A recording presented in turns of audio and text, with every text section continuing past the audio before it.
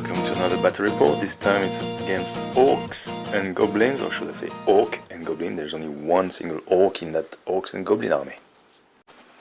So you see, this is a bit of a different battle report. I'm trying to use Battle Chronicle to provide a tactical summary of each turn. And if you have any insight or advice or comments, it'd be great if you could provide me some at the bottom of this video. Thank you. What is Bretonnia packing this time? I'm packing the Fay Enchantress, still on Law of Life, to see if it's really that good.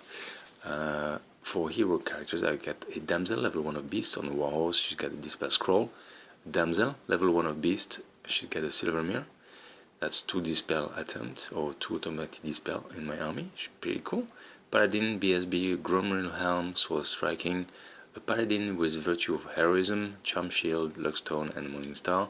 And then a Paladin, Enchanted Shield, Questing Vow, Morningstar, and Great Weapons. For core choices, I have 9 Knight Errants with full command, another unit of 5 Knight Errants, a unit of 9 Knight of the Realm, full command, Banner of Swiftness, make sure they make them charge, and 20 Bowmen with the banner, the Villain, which is their champion, and Braziers for flaming attacks. Special choices, I've got 3 Pegasus Knights, and then 8 Questing Knights full command. In rare, I've got 2 trebuchets. The Fay Enchantress has the Chalice of Potions, so she can get any of the spells from heaven. I've got Awakening of the Wood, Shield of Thorns, Regrowth, and Dwellers Below from Law of Life, and then the Damsel on Foot has the Wisdom Wild Form, the Damsel on a Horse has the Curse of Anraya. And I apologize as I don't have the list of my opponent's army, but this is what I think he had. He had a Goblin Lord with a War Save and other tricks. For heroes, he had 1 Goblin Shaman. He had 5 Goblin Heroes, each with great weapons, pretty nasty stuff. He had 1 Goblin Hero with BSB, an Orc Shaman with the Foot of Gork, and you'll see the baddies. A Goblin Hero on the Mangler Squid. He had 2+ armor of some kind and some of the baddies on that. For core, he's got 89. Yes, that is 89 9 Goblins with nets, full command, and so on and so forth. 89, and the same 89 unit of 9 Goblins as well, with net, full commands. For specials, he had a block of 40 squigs, and just to make good measure, 15 squig herders within a unit, and another unit of 40 squigs with another 15 squig herders to back them up. And for rare, he had 2 Mangler Squid. I hate these squig things, really hate them. For spells, my Orc and Goblin opponent has Curse of the Bad Moon, Itchy Nuisance, Vindicative Glare, and Sneak Stabbing. His Orc Shaman has the Foot of Gork and a Fist of Gork. Bretonnia deployment starts. I put the unit of 5 Knight Errant on the left, next to them unit of 20 archers with the Damsel. Next on the right is a unit of Knight Errants, 9 of them with the full command, the BSB and the Paladin with the Questing Vow. Next of them is a unit of 9 Knight of the Realm with the Fay Enchantress, the Damsel on a horse, and a Paladin. And then on the right is a unit of 8 Questing Knights. The trebuchets are behind the line, as you can see there, and I've vanguarded the Pegasus Knight on the road there. They pass their dangerous turn check. And in front we have, from the left hand side, we got the 40 squig herders, we got the 89 9 Goblins, another unit of 40 squig herders. Behind we got a box representing one of the Mangler Squigs. Then another unit of 89 9 Goblins. Next to them is a Mangler Squig, another dice box, and then the Lord or the Hero on a Mangler Squig. I'm not sure which one it is, but it's not going to make much difference. So a little bit of a change. Let's try to have a look at a tactical display and try to maybe comment or learn from it. So clearly I've got big massive blocks to fight. I don't have enough ranks or models to break it or stop their stubbornness. The terrain doesn't allow me to position myself for flank charges. I mean, I'm thinking maybe with a questing knight, if he gets one of his units too ahead. But it's going to be interesting. So I'll try to use the magic. I'll try to make my own flanks, and I'll try to focus on one side of his army, not everything at once. So thanks to the Fay, I can roll to go first, and I win. So I put the plan in action. The plan is really to focus on his left flank, or from my side, his left flank. So I move the Pegasus Knight closer to the side of the Squig herd, enough or far enough so he cannot charge me this turn. I then move forward the unit of 5 Knight Errants and the unit of the Fay Enchantress in range for casting spells. I then move forward on the right hand side the unit of Questing Knights, so they're under cover or protected from any charges from the flank with the house. In magic phase, I cast Western Wild Form on the Fay Enchantress unit, and I failed to cast Dwellers Below.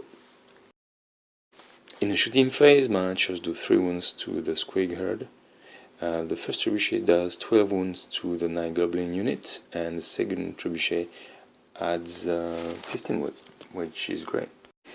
So looking at the tactical display, I am moving my leftmost units forward, trying to unbalance the front line from his side. I am then moving my rightmost units very cautiously, so they are protected from any charge and they still can cause havoc. In his turn 1, the Ogre player moves his line forward, and in the magic phase tries to cast Foot of Gork. I didn't on the phase block, so I don't want that to pass, so I use the mirror to dispel it. And the Orc Shaman in the process takes a wound. Alright, so the whole line moves forward, so it doesn't really change. The threat is still the same. If I charge one of these units, there is a high likeliness that my unit charging will be charging the flanks in return. That cannot happen. I will not be able to withstand the number of ranks, the number of attacks, or 12 enough damage to the unit. So I need to do something else, and I need to do something I really hate to do, is sit and shoot. So let's see Bretonnia turn 2. Bretonnia turn 2, the Pegasus Knight charged the side of the Squig herd. The Questing Knight reformed to face an impending charge from the flank from the Squig herder, or the Mangler Squig, sorry, and the Lord on Mangler Squig. And then in my magic phase, I try to cast Curse of Lana here on Mangler Squig to stop it moving or give him some wounds, but failed to cast. I then proceed to cast the Dwellers Below on the unit of Night Goblins with all the lords and the general, and I cast it with 6 dice irresistibly. The resultant is that I kill his general, I kill the shaman in the unit, and I cause 14 wounds, which is pretty good. However, in return for my mischief, I roll 10 for miscast, lose 3 level, and I lose 3 spells, including Dwellers Below. So I lost Awakening of the Wood, Regrowth, and Dwellers Below. To add to the tally, what I'll do in my shooting phase, I cause 2 wounds with my archers onto the Night Goblin unit, and the first trebuchet direct hits the Night Goblin unit, causing 18 wounds. That was quite brutal because I rolled 18 dice, I won on a 2, and I did not roll a single one, so pretty good dice roll, pretty unusual. I then tried to shoot the second trebuchet on the second unit of Squig Herder on the right, but it scatters off the table. Going to combat, the Pegasus Knight goes 7 wounds to the Squig herders and get 1 wound in return. The Squig passes the break test and fail to reform. Looking at the Bretonnia turn 2 end of turn tactical display, we've caused a lot of damage on that 9 goblin unit. It has still a lot of characters on the front row, so could be quite a threat, but it's going very well.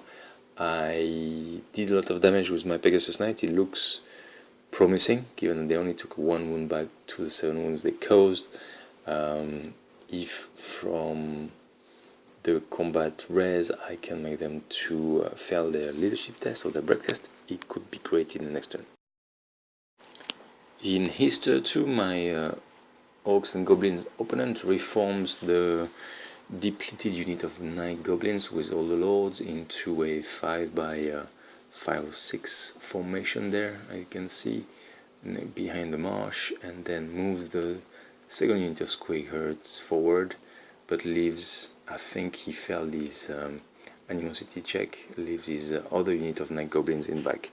The Mangler Squig and the Lord or the hero and the Mangler Squig turn to my left and move forward the rest of his army to the action. In his magic phase, he 6 dice Foot of Gork, but I dispel it with 9 dice, just about. Cast then a magic missile on the Fay Enchantress unit, causes 3 wounds, which I save. In the combat phase, the Pegasus Knight causes a lot of wounds, take 2 in return, so I lose them all. However, the Squig herd passed the break test and can reform. At this stage, I was very hopeful for the Pegasus Knight, but now the Squig herd has turned. I'm gonna get all these front attacks plus the support attacks plus the one behind because of the 10 rank and file formation. So it's gonna be pretty hard. I need to do something about that unit of 9 goblins, and then try to either neutralize the other 9 goblin unit with the Orc Shaman, which is a big threat because it casts Foot of Gork, so could be interesting. Let's see what happens to next turn. Bretonnia turn 3, I charge the unit of 5 Knight-errants into the flank of the Squig herder units, which is in combat with the Pegasus Knights. I then reform the Questing Knights again to come back to the center of the action, hoping to do some good, and I move forward the Knight Errant birds with the 2 characters, not too far so my archers can still shoot at all his units. In my magic phase, I use the case of potions and get Wind Blast. So based on the position of the Fay Enchantress, I think I can push that unit of Squigs back with the angle to collide with the Orc, with protruding out of the unit of 9 goblins on the right there. So that will mean they will take wounds. I could probably kill the Orc, at least I get the Squig herd back by d3 plus 1 inch. Well, that was a plan. However, he proceeds to dispel that, and when I try to cast Curse of Anna here as well, he dispels it as well. In the shooting phase, the first trebuchet misfires and cannot shoot this turn, the second one scatters off and doesn't hit anything. In the combat phase, the Knight-errant plus Pegasus Knight destroy a unit of Squig herder, which explodes, causes 3 wounds to the Knight-errant, which I can save, and causes a couple of wounds on the Pegasus Knight, but I will save them. So looking at the end of this turn, I destroy one of these units, which was good, but took a few casualties in return because of that. However, my Pegasus Knights, the 2 of them, one is on 1 wound, the other one is on 2, are available to charge on the flank of the unit of 9 goblins, or the left, what's left of it. So that's a big plan. On my turn next, I charge them in the flank. I charge my big lances in the front, kill all these characters, kill the boss, then overruns hopefully, and get out of dodge basically. Orc tier 3 is you need to shuffle a bit forward, but nothing really important. Yes, is Mangus Quig and the Lord on Mangus Quig move closer to the center of the action. So on to Magic Phase. This is a picture of before. Before what, you will ask? Before the Foot of Gorg. And this would be the picture after the Foot of Gorg. So it goes on to its cast.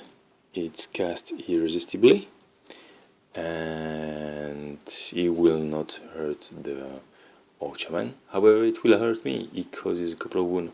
Well, one to be exact on the Knight of the Realm unit. Causes 6 wounds on the Knight Errant unit. I think it was in 2 or 3 goes on Knight Errant, and then scatters it off and stops. Here I'm thinking, alright, so Foot of Gorg is bad, gotta stop it some way. One of the ways is to get my units to combat so they cannot be targeted by this kind of spells. So let's see what's happening with that. The plan, kill the lords from the goblins, goes into action. I charge my Pegasus Knights, and they get hit back by a crazy fanatic coming out of the unit. He causes, why, it just destroys my Pegasus Knights. However, there's a little bit of justice.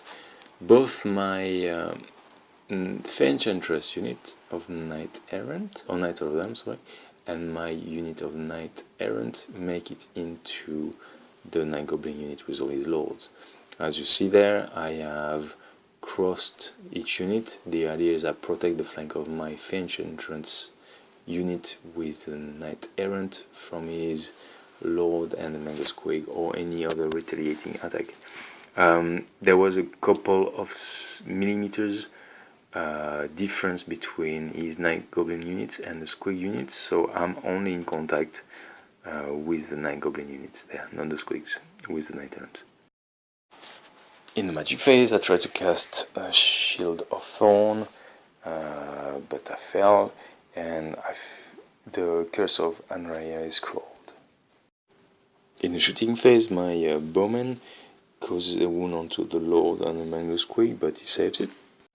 And then my trebuchet goes ahead and causes 18 wounds on the second unit of 9 goblins. That's the one on the right utmost of the table from my point of view. In the combat phase, Bretonnia turn 4, the Knight of the Realm and the Knight Errant cause 7 wounds to the 9 goblins. In return, the 9 goblins cause 2 wounds on the Fay, but with charge, the banners, etc., I win. The Night Goblins break that test, they flee, and I catch them with my unit of Fay Enchantress, the other unit being stopped by their movement, their bases, sorry. And again, from a tactical standpoint, I'm fairly happy of going through that unit of 9 goblins. It was a tough unit, a lot of characters in the front, a lot of points. Now on to the next turn. So unfortunately the Knight Errants are vulnerable from flank charge, from the Squigs maybe, the Mangus Quig Lord, etc. So not very good. So I need to find a way to regain control of the board, or at least allow myself to move away. In his random movement, one of his Mangus Quig just plows through the unit of questing knights, causing 6 wounds. That's not good. At the same time, you can just see it at the top of the screen, his second block of 9 goblins. From there jumps a fanatic, but fortunately it just stops an inch away from my unit. Otherwise that would be these questing knights done. Unfortunately the same happens to the unit of Fay Enchantress. Mangus Quig plows through her unit, and the last remaining Knight Errant, which I had moved closer to do some action. The bloody things causes 3 wounds on the Fay unit and kills the last Knight Errant. So a great way to start a turn. Magic phase, he tries to cast Sneaky Stabby. on his Lord on Manglus Quig, which I dispel. And on the combat, you can see the Squig Herd and the Lord on Manglus Quig versus the Knight Errant lands. It's not going to go well. The combat is resolved, he causes more wound than I do, the Knight Errant break, and then something happened, I don't know why. I made them flee away from the Lord or the characters on the Mangler Squid, which clearly isn't the right thing to do, because the biggest unit of the combat is the Squig Herd, so I should have gone diagonally, quite safe from the picture from the marsh, definitely away from Mangler Squig that went through or plowed through the Fay Enchantress unit. Big mistake on my part there. So basically, we have the Paladin remaining, the one last model for the Knight Errant unit, and the Damsel on the horse. They flee from the Mangler Squig. He does not catch us, but of course, when they flee, they bounce and they hit the other Mangler Squig, which was in the marsh there where my Paladin is. Explodes, I lose the Damsel, I lose the last model in the unit. Again, this should not have happened. I should have moved straight towards the orange dice at the bottom of that screen here, and probably would have saved the point. And what I mean is that I would have saved the point of the unit, the Damsel, probably been able to reform next turn and do something about it. Yeah, mistakes. Anyway, so looking at the tactical display there, right, so I've got 2 units out, which is a good thing, but I've got these blooming Mangler Squig just killing everything I've got on the table, and then I have to face the second unit of Squig Herd and the unit of 9 Goblins with the Shaman, who still has his Foot of Gork and a Fist of Gork, so not fun in prospect. So I'm just hoping that my supporting fire from the Trebuchet and the Archers will be able to do something, otherwise I'm gonna be in trouble. So turn 5 for Bretonnia, I reform the Fay Enchantress lands to face the Squig Herd. It's the best thing I can do, really. And I shuffle the Questing Knights, try to save the points of the unit. And as a good Bretonnian, my prayers get answered in a shooting phase. First Trebuchet misfires, well, that's unfortunate, but the second one direct hits the 9 Goblins. 21 hits, cause 18 wounds, that's enough by 3 to go over his panic test. He fails, runs away, and that's great, he's out of combat for next turn. And sorry, I forgot to mention, in Magic Phase, the Faithful Chalice of Potion get me the Mercenary roll to hit the Curse of the Midnight Wind onto the unit of Squig Herders. So at the end of Bretonnia turn 5, I'm thinking, okay, I'm gonna have to brace myself for the charge of the Squig Herd. There is his character on the Mangler Squig, although also not too far, was probably gonna flank charge. I'm hoping the Damsel can do things. I get a lot of characters still in that unit. Yeah, fingers crossed. Maybe a little bit of luck, things will happen. One good thing is that the unit of 9 Goblins is further away from the combat and will not be able to engage next turn. That gives me a respite. Yeah, very happy of the Trebuchet shot, very happy that he broke his unit over there. Orcs and Goblins, turn 5, random movement. So very luckily, his random movement scatters his Mangler Squig and passes just more than 1 inch away from my 2 remaining Questing Knights. His Fanatic just tries to go around as well. I think he stays put here on this turn. Yeah, he rolled a hit on his scatter dice. Oh no, the hit is still a move. So he moves, but he doesn't move too far, so there he stays. His character on the Mangler Squig tries to get into the flank of my unit, but fails. He fell short by about 3 inches, which is great for me. It was awesome. However, his big block of Squig Herds gets into the combat. That's gonna be nasty. In his magic phase, oh, forgot to mention, of course, his block of 9 goblins with the Orc Shaman rally, and they reform to face the table. In his magic phase, he tries to cast Foot of Gork, which I dispel. So very good magic phases in total. 1 Foot of Gork passed, and unfortunately it was a big one, but yeah, that spell is deadly. I really have to be careful about that. Dice, dice, dice. Okay, so what am I showing here? Well, the combat phase, the Squig Herd with the Fay Enchantress unit. So he hits a lot, he gets a lot of wounds, gets 1 wound of my paladin, gets 5, I get 5 wounds back on his unit. And I think he did 5 wounds on the Fay Enchantress as well. And look at that. She's got a 4 ward, she got a 6+ armor save, which was blown away by strength 5 anyway. But I passed 5 ward saves.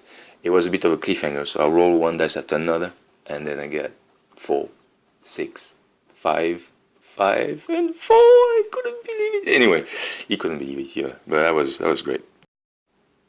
At the end, he loses by 5. Always got a charge, so I win with the banner because he got more ranks, etc. And they passed the break test on a 5 because he's stubborn, so he rolls a 5. Damn it! Looking back at the end of this turn, sometimes there's luck involved. Well, a lot of times there's luck involved in this game. This was a very lucky turn for me. Things could have worked differently, yeah, I guess, but at some it was both ways. Most of my knight unit didn't do any damage, and I got a lot of characters in there. Even the Fay Enchantress, she didn't hit anything. So the 5 wounds were mostly her spiteful glance and a stomp. So yeah, I think I was about 4 of the 5 wounds, and then one of my paladin did a wound. Oh no, the horse did a wound. So very bad rolling for my combat. Then very good rolling for my saves. Then of course very good rolling for his break test. I needed a 5. So yeah, I mean, this is what makes Warhammer great. It makes the game fun. The impossible odds of the Fay Enchantress rolling 4+, versus his odds of rolling a 5 on 2 dice after the combat was interesting. So yeah, let's see what's happening next. Bretonnia turn 6, magic phase. Oh yeah, I get again from the Calice the Curse of Midnight Wind, so he needs to reroll 6s on everything he does on the unit of squigs there. But I need to do something about that character on the Mango Squig, and to use Adam Sinclair's saying, would you believe it? Would you believe it indeed? In the shooting phase, I take one of the trebuchet and say, well, let's give it a try. I get a direct hit on the Mango Squig, with the risk of course, scattering into my unit, or maybe a lucky scatter into the squig block over there. But nevertheless, direct hit on the Mango Squig and a character. So strength 10. I rolled a 2 to wound, which is great. He had 1 wound already from the archers on, 2 wounds left, and I rolled a 2 on the damage. So that was perfect. In magic phase, we try to cast Shield of Thorns on the unit. It doesn't go, it gets dispelled. And then you see it there, may as well go to it right now. In the combat phase, the Fay Enchantress dies. He gets the last wound on her. Well, she did great. She was awesome. I really, really like that model. She really gives a punch to the Bretonnian army, or the way I play it anyway. I know she's overcosted, but then again, she counts as a 2 level 4 mage in 1 with a lot of ward save, and she's pretty badass in combat. In the end, however, although he killed the Fay Enchantress, the knights bolster their courage and do enough wound to win the combat. The Squig Herd break, so they explode, they cause a lot of wounds, but I save them all, which is brilliant. and this is how it looks at the end of Bretonnia turn 6. Again, looking back at this turn, on the tactical display, yeah, I forgot to mention in shooting phase, so I sniped the character on the Mangler Squig by the Fay Enchantress unit, which was great, but the other trebuchet, the furthest to the left, had a straight line of sight to his Night Goblin unit, so I use it, and I get a direct hit. So we cause a huge amount of wound again. He breaks, he runs away, which is brilliant. The archers, what did they have? Oh yeah, they had the choice, so they decided to shoot at the last Mangler Squig. I mean, that's 65 points, the Fanatic is 25, so no brainer. We shot it, we drew about 6 wounds, no, 4 wounds, sorry, so that's enough to take care of it, so that's points in the pockets plus another threat gone. You know, he could always be lucky, roll right, straight into my archers and blow the whole unit off. I then, oh yeah, I forgot to mention, I moved the questing knights, middle of the board there, safe enough so they are out of reach from the Fanatic. They can be charged by the Night Goblins, or they are not in line of sight from the Night Goblins, so no Foot of Gork, no nothing.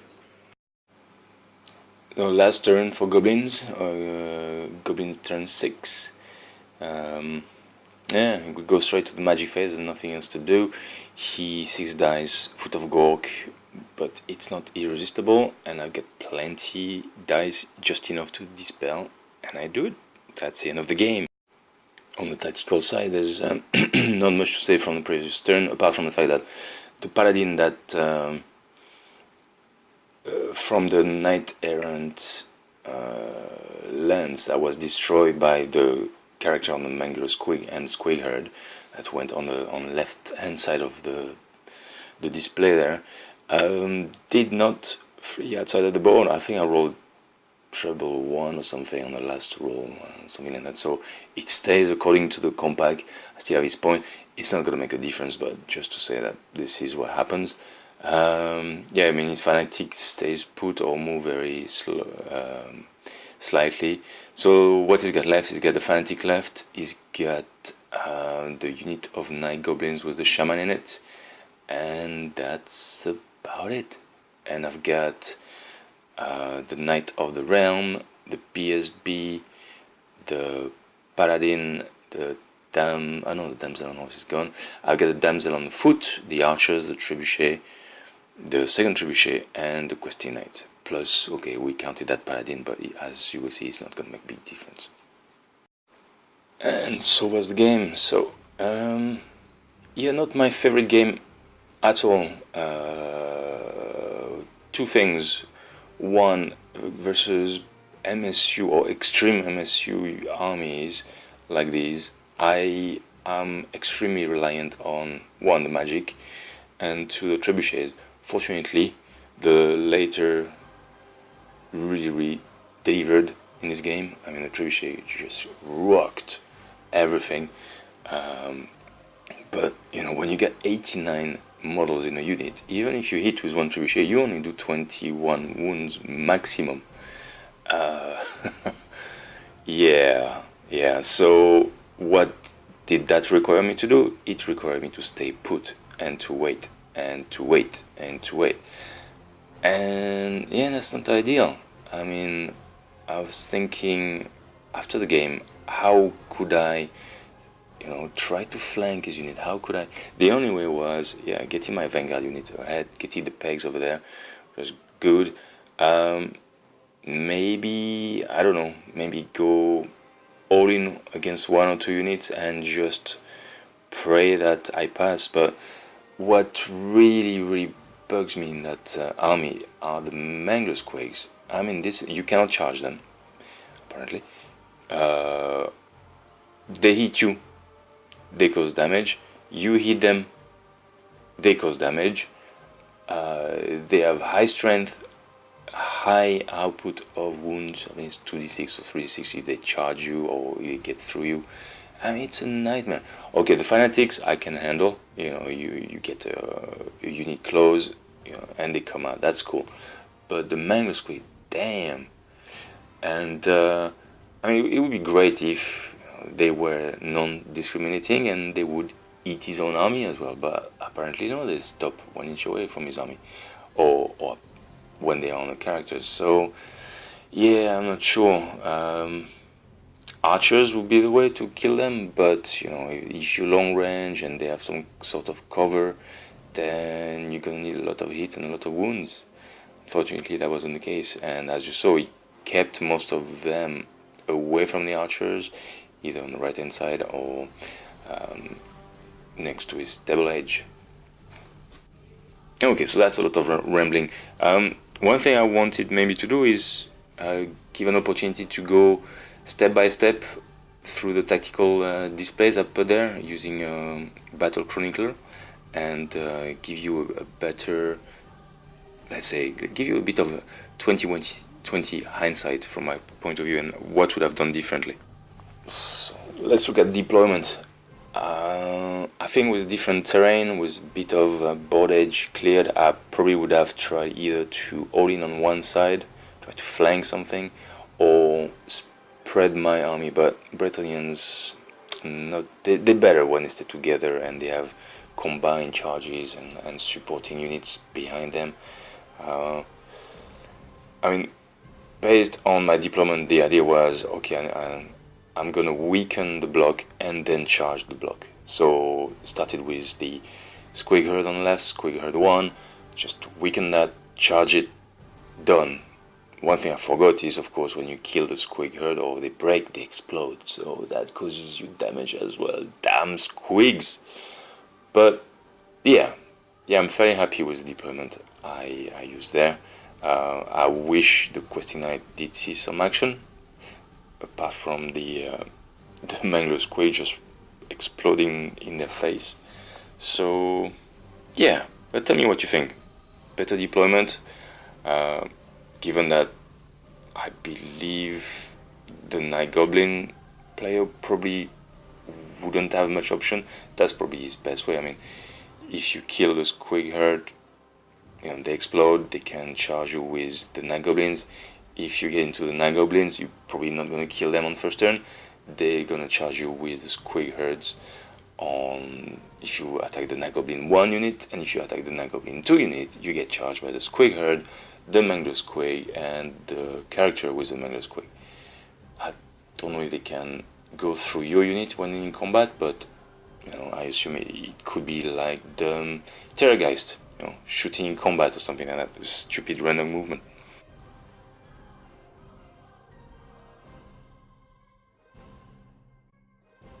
So yeah, I follow the plan. The Peg Knights just go on his flank, ready to charge, or at least, you know, bait him into thinking I'm gonna charge.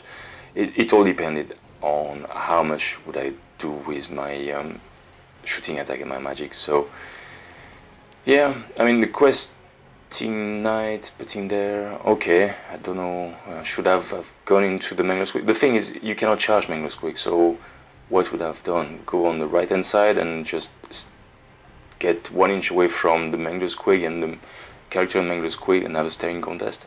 Probably not a good thing.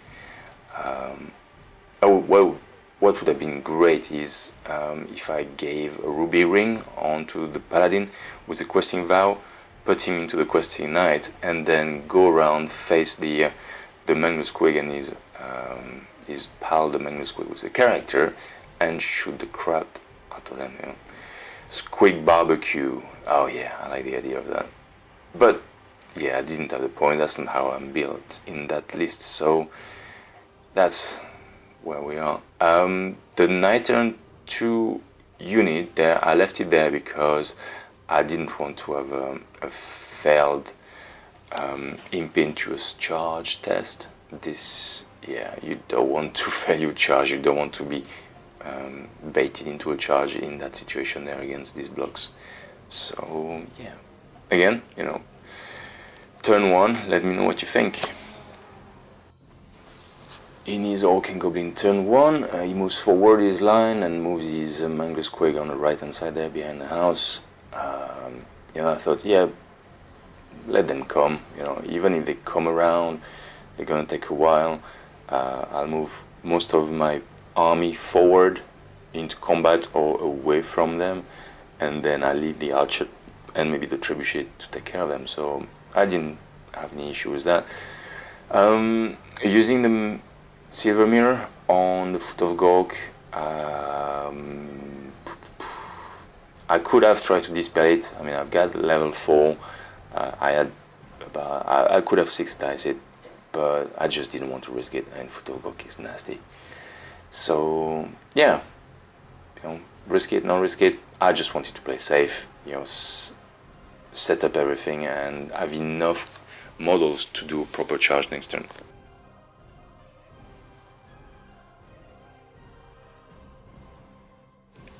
And Bretonnia turn 2.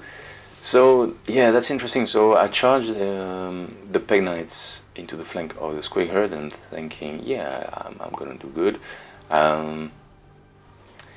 Then cast Dwellers below. Oh yeah, I forgot completely. I forgot to use the Calice in the first turn. My bad. You know, I'm still trying to learn how to play with the Fay Enchantress. These things will happen. You know, you can't forget a magic item. You forget an ability. This is a pretty big one. You know, you never know. A Comet of Cassandra right in the middle there. That would be pretty nasty. But that's not the case. So what happens? Oh yeah, Dwellers below, the trebuchet, some scatter into the Squig Herd, and then I realized that he's got 40 models on the Squig Herd 1. He removes about 7 of them, and then he puts models back on. And I'm thinking, hold on a second, are you putting models? He said, no, these are just the Squig herders, the goblin herders behind the squigs to keep them at bay. I say, oh crap, so it's not just 40 models, we've got 55 models in these units. So that makes me think twice about charging, but so be it, that's where we are. So yeah, very happy with Trebuchet. I was thinking before this fight, should I take away the Trebuchet, the archers, and make a soul combat army, changing me putting more questing knights, maybe Grail Knights. I don't really like them, they are overpriced, they're still toughness 3, so I don't think they're worth it. Yeah, no, keep the trebuchets, they are awesome when they work. You know, take 2 for in case one of them misfire. You can have 1 hitting per turn, that's good enough, and it's required against this type of army. Against MSU again, I don't think I could have done anything else. Yeah, the miscast on the Fay Enchantress was unfortunate, very unfortunate. I mean, she became a level 1 on my turn 2, which was crap. But, you know, level 1 with level 4 of Heaven, random, ain't bad. You know, I'll still take it. She didn't take a wound, she didn't cause wounds on the units, which was good. So, yeah. Don't rely on magic. That's how I play Warhammer. Don't rely on magic. Into Orcs and Goblins turn 2. Yeah, that unit of 9 Goblins is palatable in size now, isn't it? He's 5 in rank, he's got all his characters in the front there. Got a BSB behind the champion. I don't think he could do that. But that's now I'm thinking. On the day I didn't really think twice, but I believe he must have put, or unless there's a special goblin rule that allows his BSB to be in the back. Let me know that's the case. If that was a mistake from his part and my part not pointing it out, let me know. Yeah, apart from that, yes, when I realized that crap, it's not the 40 model unit of Squig Herder, it's a unit of 55 models. So although the Peg Knights do a lot, they get wound bags on, and I'm crossing my fingers for the wall saves to be good and the blessing to hold. Bretonnia turn 3, and yeah, that was great. Getting the Knight Errants on the flank of the Squigger to support the Pegasus Knight, that was awesome. I mean, they passed their terrain check, they did enough wound, we break that unit, but it explodes. And I said, oh crap, I forgot. They explode, they cause lots of wounds on the Knight Errant. In fact, one model was left. The Peg Knights passed their war save, which was good. In a shooting phase, I don't land anything on the Night Goblins. It would have been great, but so it is. And yeah, reforming the Questing Knights, trying to bait him to charge them with his Squig Herd, but yeah, it didn't happen. So, oh yeah, did I forget Foot of Gorg? Yes, I forgot. No, sorry. So, this is where we're... I didn't say anything. You did not hear me. So yeah, speaking of Foot of Gorg, this is Orcs and Goblins turn 3. Yeah, he moved his Mangler and his character on Mangler Squig in front of his Squig Herd there. I think he was trying to protect them from a charge from the Questing Knights. I don't want to charge these guys. I mean, they have strength 5. I know he's got a lot of characters on the other side, but if I kill the characters, I can break the goblins. And if I break the goblins, then there's no BSB. So that's the best thing. So yeah, I mean, I guess it was worthwhile. But yeah, what really hurt me there is the Foot of Gorg. So it's cast irresistibly. He hits my unit of Fay. There was a couple of wounds. Then rolls, hits again, goes onto the Knight Errant. One time, rolls again Knight Errant twice, rolls again, Knight Errant 3 times. So I killed 6 guys from the Knight Errant block. So I got 2 characters in there, the Damsel, well, 3 characters then, and 3 models. So not much, but yeah, I hate Foot of Gorg. And on to greener pastures. Bretonnia turn 4 and charges. So I think it's time for the Bretonnia to act anyway. I could have waited longer, maybe I should, but it's not my style of play. So I get bored already of sitting and shooting, and that's why I get a sizable army of dwarves sitting unpainted on a shelf somewhere, because I hate sitting and shooting. So the Pegasus Knight charge in the flank, thinking they're gonna provide support, and then I forgot he's got Fanatics. The Fanatic comes out, gets enough range, hits the Pegasus Knight, does a buckloads of wounds, and I don't save enough to remain in place. So there, that's my flank charge gone. But it wouldn't do much, you know, there are not enough models to disrupt the Night Goblins. It would have just helped on the side, you know, storms and so on and so on. Never mind. Anyway, the important thing is the Knight of the Realm with the Banner of Swiftness make it, and as you can see, I cross over and I hit the leftmost side of his unit. And the Knight Errants, there are only a few. I thought, you know, may as well hit them. I crossed them over on the right hand side there to give protection to the lands of the Fay Enchantress, thinking he's going to try to charge them either with the Squig Herd or his character.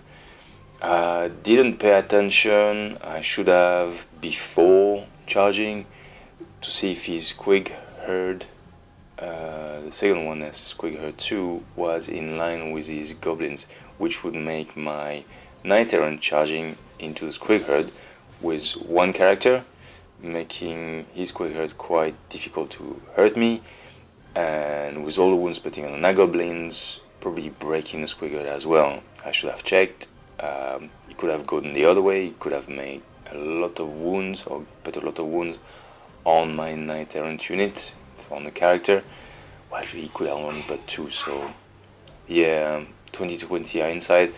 I think they were aligned. I think I should have checked, and I think I would have I could have capitalized on 2 units there. At the same time, would the Squig Herd explode on the Fay Enchantress unit and the Knight Errant? I don't know, it's possible. It's possible. But that's where we are. Anyway, yeah, the combat goes. He gets 2 wounds on the Fay Enchantress, which get me a bit twitchy, so I thought, right, she only has 1 last spell of life, which is Shield of Thorns. I need to pass that to recuperate wounds, but you will see this is not going as planned. So yeah, 2 wounds on the Fay, we do loads in return and we break them and we overrun with the Fay unit. And as I've said, the Knight Errant unit couldn't overrun because he was blocked by the Squig Herd unit, which again in hindsight I probably would have, yeah, I did hit the Squig Herd unit. So there we are. In the Goblins turn 4, that's where the nastiness happened. The Mango Squig just rampage through my army, different units. Yeah, really hate these things. I guess I should make them a priority. You know, hindsight, maybe I should have waited another turn. Try to snipe them either with the archers, the trebuchet, and then do a charge. Yeah, shoulda, woulda, coulda.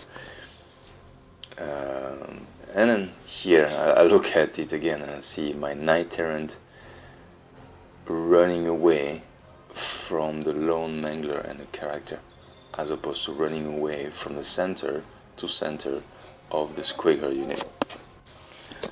Now looking at this again, the Knight Errant unit fleeing away from the mangler, Squig and the character, as opposed to the center of the Squig Herd block, which clearly is much bigger in size.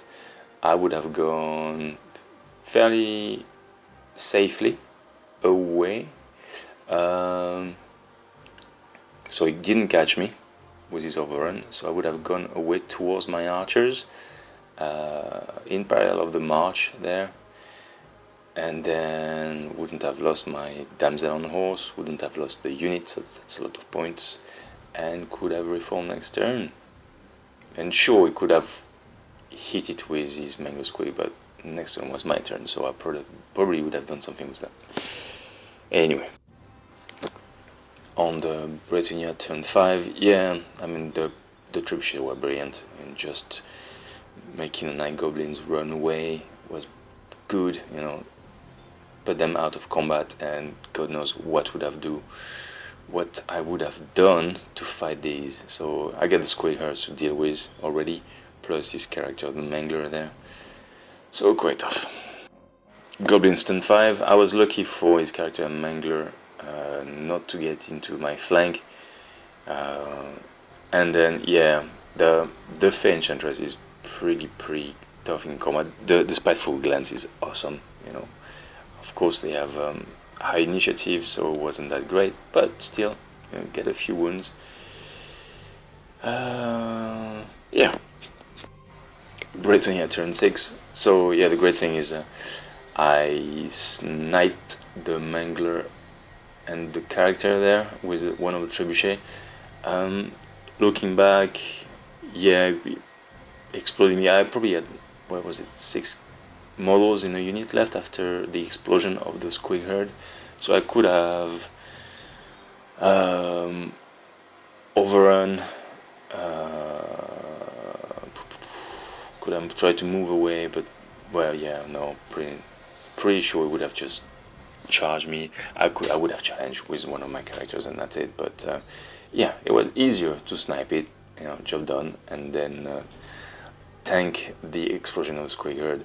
Then the second trebuchet, T2, doing direct hit on the 9 goblins unit, making them to panic and flee further away. That was great. That was good times. Didn't do much, just took them further from the combat.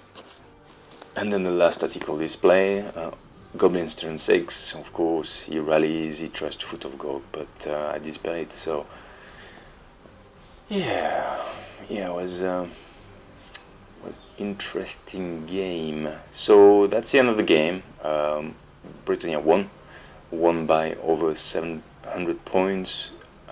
We both killed our generals, we both killed our BSBs. Hindsight, I shouldn't have. I should have fled from the Squig herd, not from the Mangler Squig.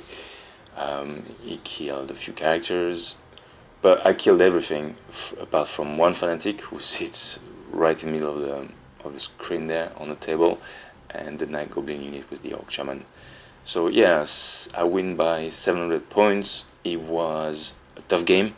I don't like to play against that army. I really hate it. It's really annoying. The only thing I have is a trebuchet, and if they fail me, or if you find a way to neutralize them, then I'm in deep trouble. So I thought of the ways to deal with this, and maybe it is to shift my army, from one side to another. Stay put, stay back, shoot. I don't like playing that. That's really annoying me. So I told the guy, he's a very friendly player, part of the club.